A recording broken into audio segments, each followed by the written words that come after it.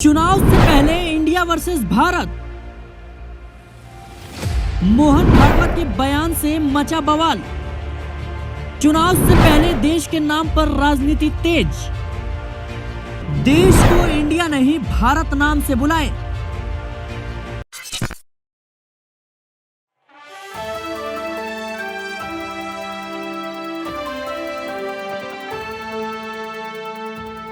India बनाम भारत, ये वो नाम है जिसको लेकर काफी ज्यादा अब चर्चा हो रही है। पिछले महीनों किस तरीके से जब से इंडिया गठबंधन बना उसके बाद से ही इंडिया नाम को लेकर काफी ज्यादा सियासत हुई और तमाम तरह की बातें सामने आई।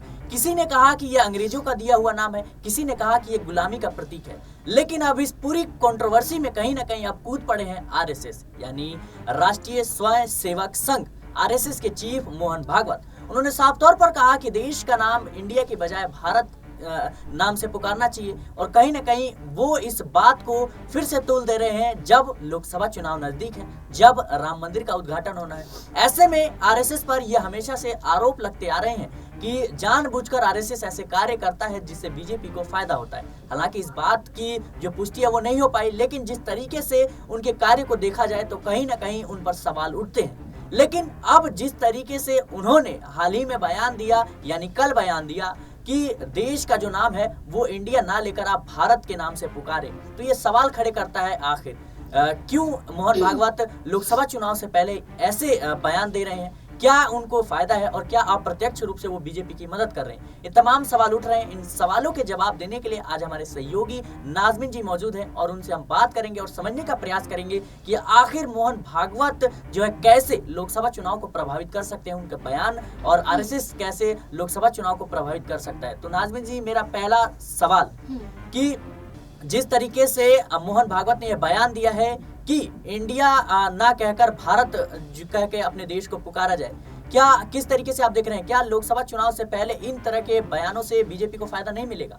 देखिए, आरएसएस की बात करें तो यहाँ हमेशा से आरएसएस भारतीय जनता पार्टी के करीब रही है।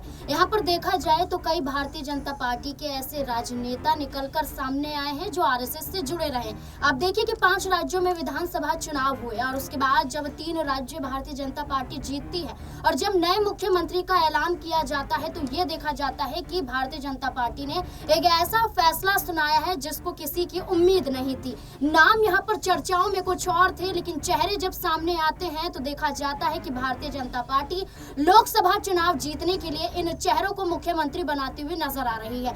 लेकिन राष्ट्रीय स्वयं सेवक संघ की बात करें तो यहाँ पर आखिरकार ताल्लुक क्या है? विष्णुदेव साय जो छत्तीसगढ़ के मुख्यमंत्री हैं वो आरएसएस संघ से ही माने जाते हैं। उनका परिवार, जो बैकग्राउंड उनका माना जाता है वो आरएसएस से ही जुड़ा हुआ है। यहाँ पर मोहन सिंह यादव की बात करें, वो भी आरएसएस के अंदर से ही निकलकर सामने आए हैं। और उसके बाद आप यहाँ पर देखेंगे भजन लाल शर्मा, वो भी आरएसएस से जुड़े हुए माने गए। तो ये तीनों चेहरे एक हिंदुत्ववाद का चेहरा है। ये चेहरे इस तरीके से उतारे गए कि भारतीय जनता पार्टी ये दिखाने की कोशिश कर रही है कि ना सिर्फ हम विधानसभा चुनाव जीत सकते हैं बल्कि आने वाले लोकसभा चुनाव को भी जीत सकते हैं इस एकमात्र मुद्दे के जरिए। मोहन भागवत की बात करें, मोहन भागवत के यहाँ पर वो कई ऐसे बयान देते हुए नजर आए जो ये कहते हैं कि मुस्लिम समुदाय तो अपने एजेंडे पर खड़ा हुआ है, वो अपने धर्म को बचाने के लिए काम कर रहा है। यहाँ पर हिंदू कहाँ सोए हुए हैं जो सामने नहीं आते हैं, अपने धर्म का बचाव नहीं करते। तो ये जो हिंदुत्ववाद का चेहरा मोहन भागवत के जरिए यहाँ पर देखा जा रहा है, वो ये दिखाने की कोशिश करते हैं कि पूरी भारतीय जनता पार्टी का सहयोग उन्हें मिलता है क्योंकि वो हिंदुत्ववाद के चेहरे पर चलते हैं। वो एक ऐसे मुहिम पर चलते हैं जिसमें सिर्फ और सिर्फ धर्म की राजनीति की जाती है और भारतीय जनता पार्टी का जुड़ाव उनके साथ हमेशा से देखा जाता है। चाहे यहाँ पर मुख्यमंत्रियों का ऐलान कर ले, चाहे यहाँ पर देश के प्रधानमंत्री नरेंद्र मोदी का ऐलान कर ले। यहाँ पर कई तस्वीरें सामने भी आई हैं जब देश के प्रधानमंत्री खुद यहाँ पर आरएसएस से जुड़े हुए नजर आते हैं और उनकी तस्वीरें देखने को मिलती हैं। तो लोकसभा चुनाव में आरएसएस के जरिए उन्हें यहाँ पर बखूबी फायदा होता हुआ नजर आएगा क्योंकि एक हिंदुत्ववाद का एजेंडा चलाया जाता है जिसमें धर्म की राजनीति की जाती है और धर्म के आधार पर वोट यहाँ पर भारतीय जनता पार्टी हमेशा से बटोरती हुई नजर आती है। और यही एक मकसद है कि इस बार भी यहाँ पर भारत वर्सेस इंडिया को देखा जा रहा है। लेकिन भारत और वर्सेस इंडिया की बात करें यहाँ पर तो कोई फर्क मुझे नजर नहीं आता है। यहाँ पर उत्तर प्रदेश में जाएंगे तो योगी आदित्यनाथ कई जगहों के नाम बदलते हुए नजर आते हैं। क्या नाम बदलने से युवाओं को रोजगार अधिकार मिल जाता है? क्या नाम बदलने से यहाँ पर देश का विकास हो जाता है? क्या नाम बदलने से जो आत्महत्या कर रहे हैं क्या वो यहाँ पर रुक जाते हैं? नहीं, नाम बदलने से कुछ नहीं होता। चाहे आप इंडिया कहें, चाहे आप भारत कहें, रहेगा तो भारत ही। यहाँ पर फिर भी इसे तूल दिया जा रहा है जानबूझकर, क्योंकि लोकसभा का चुनाव है और ऐसे में फिर से एक बड़ा कार्ड भारतीय जनता पार्टी खेलती हुई नजर आ रही है और सीधे सीधे तौर पर आरएसएस यहाँ पर बहुत बड़ी भागीदारी लोकसभा चुनाव में भारतीय जनता पार्टी के लिए निभाती हुई दिखाई दे रही है। जी बिल्कुल, कहीं ना कहीं नाज़मीन जी ने जिस तरीके से जिक्र किया, उन्होंने तमाम नाम गिनवाए। बात करें हम भजनलाल शर्मा की, जो राजस्थान के नए मुख्यमंत्री हैं, वहीं बात करें मोहन सिंह यादव की, तो वो भी मध्य प्रदेश के नए मुख्यमंत्री हैं। यानी जिस तरीके से अब पुष्कर सिंह धामी, जिस तरीके से वो उत्तराखंड के मुख्यमंत्री हैं, योगी आदित्यनाथ, नितिन गडकरी, एक कद्दावर नेता है, बड़े नेता हैं बीजेपी के, तो ये तमाम बड़े चेहरे हैं जो कहीं ना कहीं आरएसएस से उनके एक कह सकते हैं ताल्लुकात रहे हैं, आरएसएस से वो जुड़े रहे हैं, आरएसएस से उनकी बातचीत होती रही है। लेकिन कहीं ना कहीं मोहन भागवत जिस तरीके से इंडिया बनाम भारत, कहीं ना कहीं अब इस मुद्दे को दोबारा उछाल रहे हैं और लोकसभा चुनाव नजदीक है। ऐसे में मोहन भागवत पे लगातार सवाल उठ रहे हैं, क्या एक ही देश के नाम पर जो है कहीं ना कहीं सियासत खेली जा रही है? क्या भारत, क्या इंडिया, क्या हिंदुस्तान, ये सारे नाम तो एक ही देश के हैं, फिर आखिर चुनाव के नजदीक आते ही इन नामों पर सियासत क्यों तेज हुई? हालांकि मोहन भागवत ने जिस तरीके से कहीं ना कहीं बयान दिया, उस पर सवाल या निशान खड़े होते हैं और आरएसएस पर ये लगातार आरोप लगते आ रहे हैं कि वो अप्रत्यक्ष रूप से बीजेपी को फायदा पहुंचाती है और इसका नतीजा आपको मिला होगा किस तरीके से जो है चुनाव में एक खास एजेंडे के साथ जो है उन्हें जीत भी मिलती है और बहुमत भी मिलता है। और यही वो कारण है कि विधानसभा चुनाव में जो है प्रचंड बहुमत हासिल कर पाती है। लेकिन आने वाले लोकसभा चुनाव की बात करें तो मोहन भागवत के लगातार इन तरह के बयान देना और जिस तरीके से उन्होंने कल बयान दिया नाज़मीन कि जो है हमें ना कहीं जो देश है, वो दुनिया है, उसका एक ही धर्म है, वो है मानवता। तो एक तरफ तो आप मानवता का जो है बयान दे रहे हैं, लेकिन कहीं ना कहीं अब उसको अगर हम देखें तो कहीं ना कहीं उनको ये डर सता रहा है, क्या जो दलित वोट बैंक है, अल्पसंख्यक वोट बैंक है, कहीं ना कहीं उनको भी लेकर चलना होगा। सिर्फ हिंदुत्व की बात करने से नहीं होगी और उनको भी साथ लेकर चलना होगा। आरएसएस को ये समझ आ चुका है।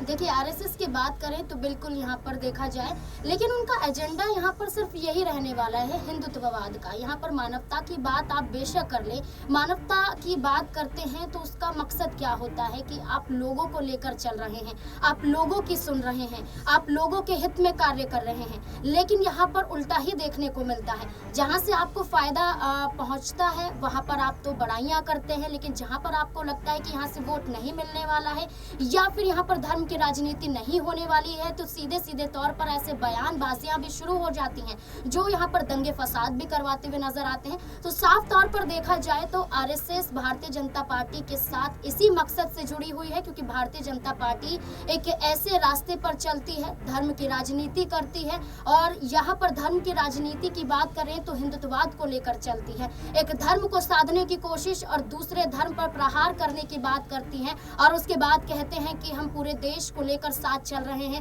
भारत यहाँ पर एक साथ है, हर धर्म से मिलकर भारत बना है, ये बातें करते हैं। लेकिन जब हकीकत चुनावी दौर में आती है तो देखने को मिलता है कि वही यहाँ पर धर्म के नाम पर लोगों को बांटती हैं और फिर यहाँ पर वोट बटोरने की राजनीति करती हुई नजर आती हैं।